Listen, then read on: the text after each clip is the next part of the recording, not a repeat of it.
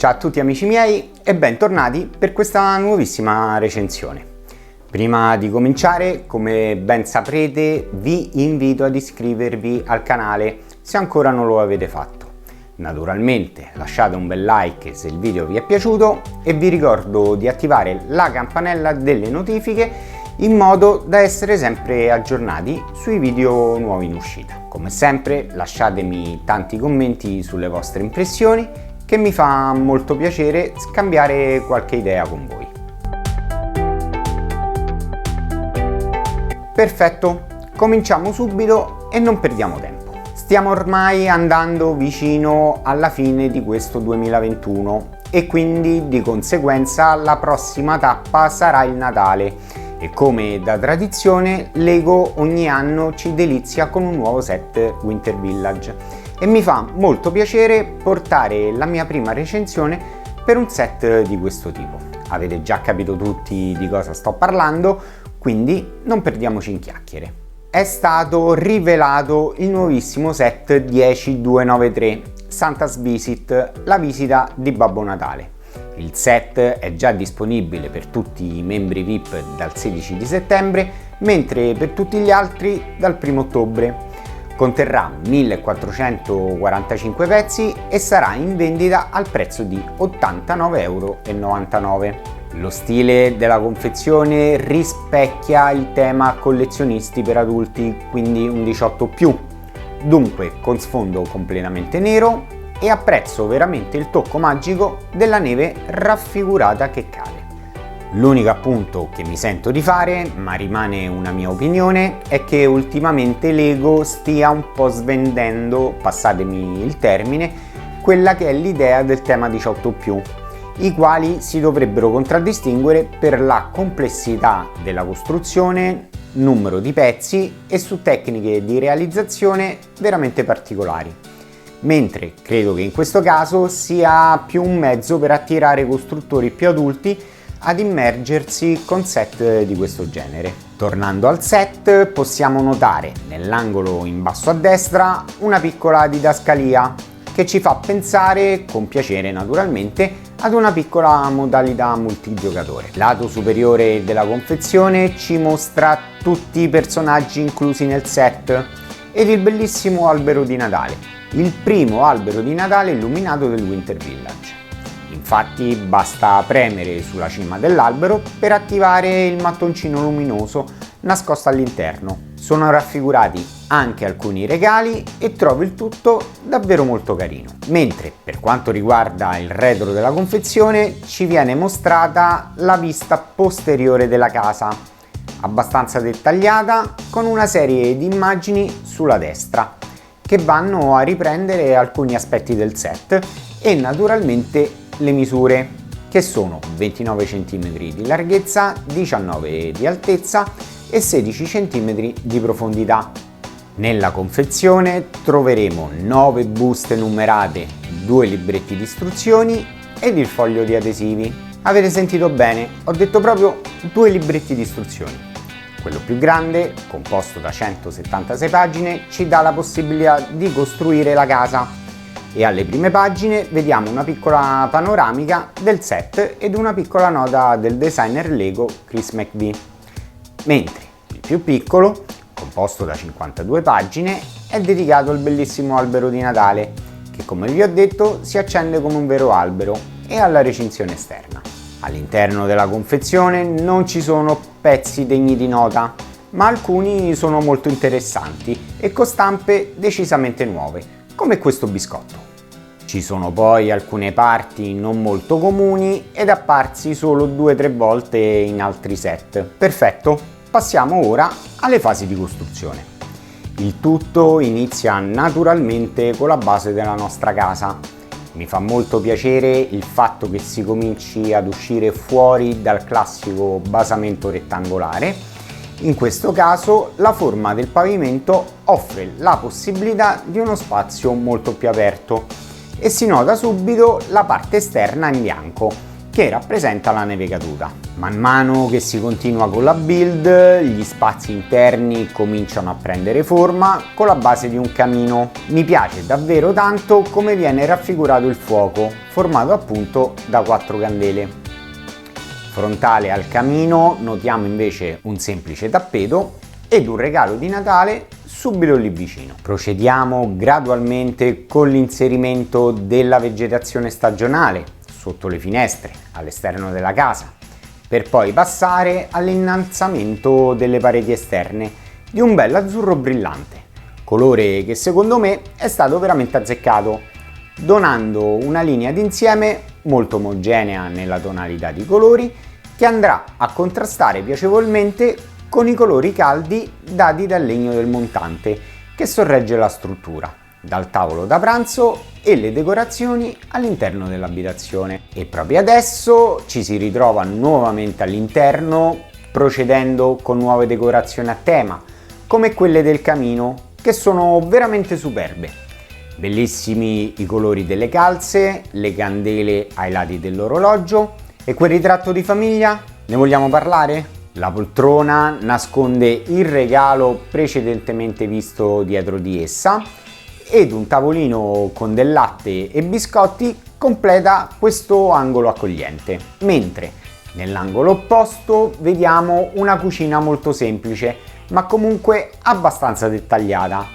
Notiamo subito una cucina a gas con una padella pronta all'uso, un lavello molto essenziale, un simpaticissimo robot da cucina ed una buonissima pagnotta appena sfornata, pronta per essere mangiata.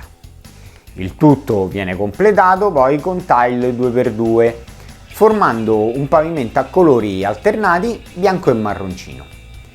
Da notare che i tile bianchi non sono completamente lisci, ma con uno stud centrale, in modo da poter posizionare le minifigure una volta completata la build. A completare il tutto, un vero tocco di classe proprio al centro del piano terra, il grande tavolo da pranzo con sedie, già decorato con un runner rosso e candele. Subito sopra la cucina andiamo a costruire la camera da letto della bambina, subito sotto il tetto.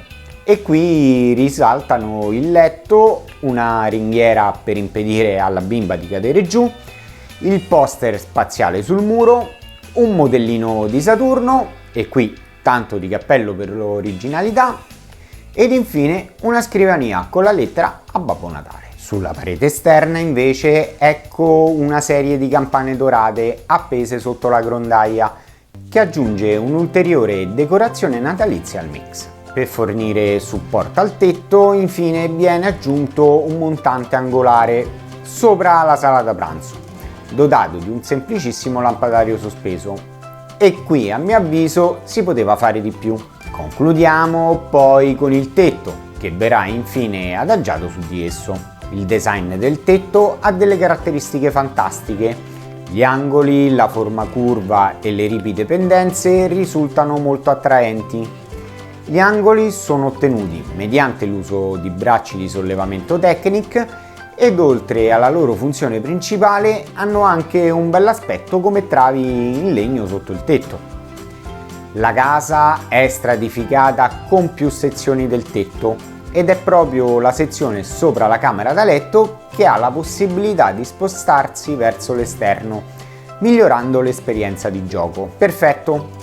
Una volta visionata per così dire la parte principale della casa, vediamo meglio i dettagli a completamento. Trovo molto simpatico l'alberello innevato al lato dell'abitazione, con la casetta per gli uccelli. Viene rappresentato non come un albero grande e maturo, ma appunto come un giovane albero con tanta voglia di crescere. Devo dire che anche qui l'idea mi piace davvero tanto. L'ingresso viene rappresentato con un bellissimo arco con colonne in pietra, dove un delizioso agrifoglio orna la porta e delle bellissime campanelle vengono sfoggiate direttamente sopra l'arco. Anche la mansarda posta al di sopra di esso presenta dei bei ornamenti a tema natalizio, come abbiamo visto in gran parte dei punti salienti della casa. In più, sul davanzale della finestra, sul lato sinistro, ecco comparire una tranquillissima colomba bianca, che secondo me fa il suo effetto visto l'ambientazione, mentre dall'altro lato fa capolino un semplicissimo pupazzo di neve. Per finire, non dimentichiamoci di un'altra bellissima sorpresa, un regalo nascosto proprio sopra la mansarda, e devo dire davvero curioso. Naturalmente, come non menzionare la piccola e basilare staccionata che può essere costruita con il secondo libretto, può essere messa tranquillamente all'ingresso del nostro vialetto, molto semplice come vi ho detto, ma con dei dettagli davvero carini, come la lanterna, la buca delle lettere ed anche ben fatto l'effetto della neve accumulata sotto la staccionata. Infine, l'albero di Natale. Questo è molto più avanzato rispetto alla maggior parte degli alberi visto fino ad ora, in quanto può essere effettivamente illuminato. Entrando meglio nel dettaglio, la base ospita un brick luminoso su cui poggia il corpo dell'albero. Questo consente di spingere l'albero verso il basso, il che attiva il meccanismo luminoso. Ogni livello dell'albero presenta uno strato di plate trasparenti, quindi quando è acceso il tutto risplende attraverso le sezioni chiare. Secondo me è un modo intelligente non solo per incorporare il tradizionale mattoncino luminoso nel set, ma anche per offrire una nuova interpretazione di un albero di Natale. Passiamo a dare un piccolo sguardo alle minifigure del set, che ne comprende ben 4, una famiglia di 3 persone ed un Babbo Natale. Mi fa piacere vedere che le 3 minifigure della famiglia presentano tutte un'espressione alternativa, sorridente e gioiosa per i genitori, mentre quella della bambina ha un'espressione con gli occhi chiusi, quindi addormentata. Il nuovo Babbo Natale invece è il pezzo forte del set e, stivali a parte che adoro, è attualmente la migliore versione di Babbo Natale in circolazione. Rispetto alle altre versioni è praticamente perfetto, a parte i suoi nuovi stivali neri e la stampa del busto leggermente aggiornata. C'è un'altra sorpresa sotto la barba. Ta-da! La barba è disegnata anche sul volto, il che è perfetto se lo si vuole mostrare senza il suo accessorio. Bene, come di consueto siamo arrivati alle conclusioni e alle mie impressioni. Il set è realizzato abbastanza bene. Personalmente adoro il colore azzurro utilizzato per la facciata frontale, sia perché non è un colore visto spesso, e qui gran parte dei collezionisti si staranno già leccando i baffi, sia perché lo trovo veramente azzeccato. Adoro veramente come, per ammorbidire le linee nette per il tetto della casa, Chris abbia usato generosamente questi tile sui bordi, in quanto creano un senso di realismo dove la neve tende ad accumularsi alla base di esso. Per quanto riguarda tutto il resto, volevo fare un piccolo ragionamento con voi, seguitemi bene. Ora, a me sta benissimo che Lego abbia voluto dare una ventata di novità, passatemi così il termine, per valorizzare molto di più i set natalizi, classificando il 10293 come un 18+. Quindi riprendo il ragionamento fatto all'inizio del video. Però mi faccio e vi faccio una domanda e naturalmente vi invito a rispondere nei commenti perché voglio sapere le vostre opinioni. Premesso che il set, devo dirvi la verità, lo adoro perché è in linea con i set natalizi passati a cui Lego ci ha abituato. Ora però mi chiedo, il tema Winter Village ha sempre appassionato moltissimi collezionisti come me, quindi non metterò mai in discussione la voglia di tutti di avere questa tipologia di set nella nostra collezione. Allora, perché, vista la particolarità del set, non si è voluto decidere di aumentare il numero di pezzi a, che ne so, 2000, 2005 addirittura? Immaginate il tutto con dei dettagli interni un po' meno semplicistici.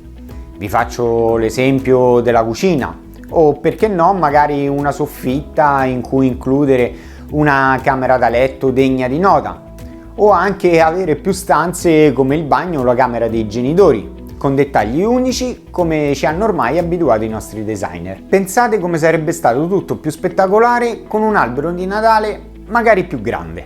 Diciamoci la verità, chi non comprerebbe un set così?